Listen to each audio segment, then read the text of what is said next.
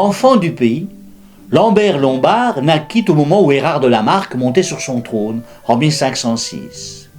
Et il mourait à Liège le 13 août 1566, ayant quasiment traversé le siècle de la Renaissance.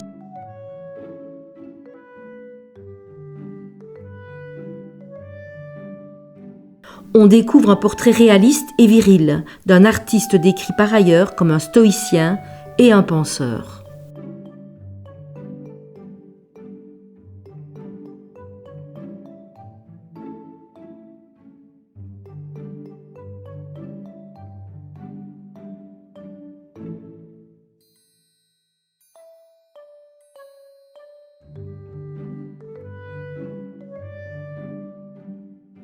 Le billet disparut de la circulation, remplacé par un billet moderne en 1994. Le visage de l'artiste est donc bien connu des Belges, en tout cas de ceux qui n'ont pas connu que l'euro. Dis-moi, tu vas pas me dire que ce génie est passé à la postérité parce qu'on voit sa tronche sur les billets de banque? Non, bien sûr. Tu sais que la célébrité et le talent ne sont pas mariés à l'église. Non mais parce que moi, ce Lambert Lombard là, je connais pas. C'est vrai qu'à son époque, il y avait beaucoup de génie. Il est certain que la gloire d'un Dürer avait dû éclipser la sienne. La gloire de qui?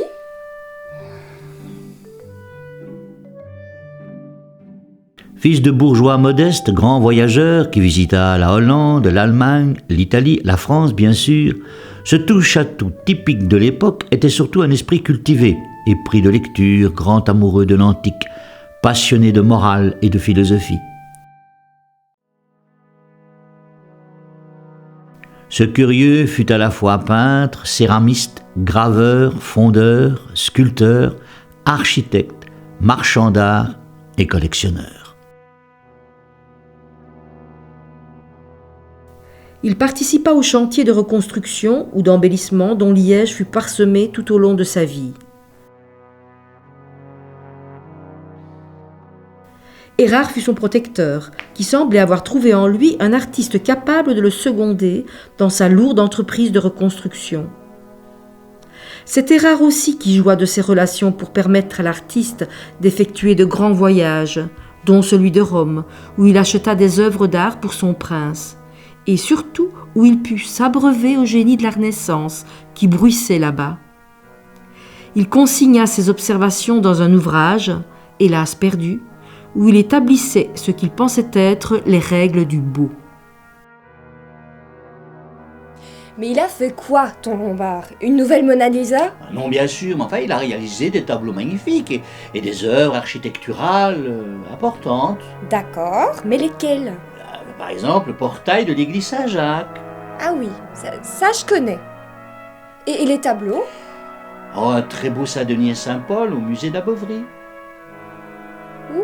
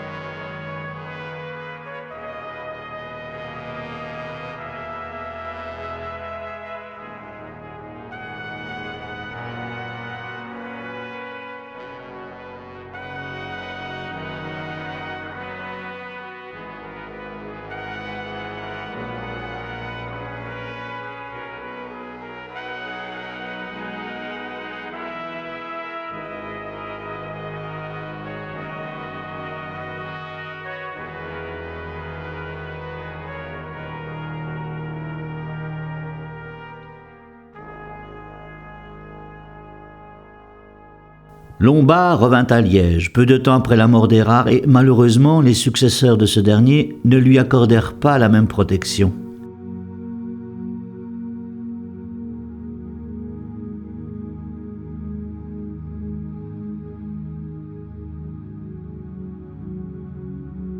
Néanmoins, l'artiste fut prolifique et nombre de ses tableaux ornèrent les grandes églises de la principauté, à Saint-Barthélemy ou dans la grande cathédrale Saint-Lambert. Comme cette inhumation de Saint-Denis, réalisée vers 1533 et visible aujourd'hui au musée d'art de la Bovry. Ou encore cette multiplication des peints réalisé à la même époque et conservé au musée Rocox à Anvers.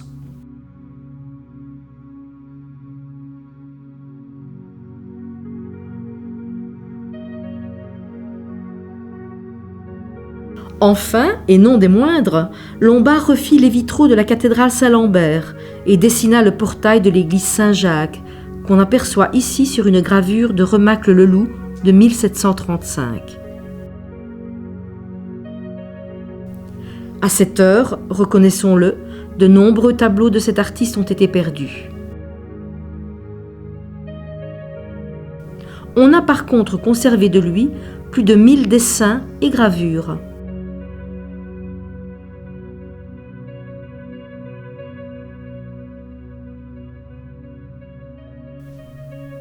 Ah, mais c'est pour ça. Pour ça quoi? Mais qu'il est pas si connu, ton inconnu. Et pourquoi, selon toi? Bah parce que beaucoup de ses œuvres ont été perdues. Et bah forcément, ça joue.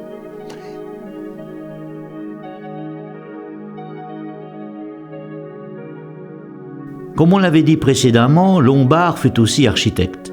C'est à lui, par exemple, que nous devons l'hôtel Taurentius, au numéro 15 de la rue Saint-Pierre, à quelques mètres de la collégiale Sainte-Croix sur les hauteurs du Publimont. Cet ensemble architectural fut achevé en 1565, peu avant la mort de l'artiste.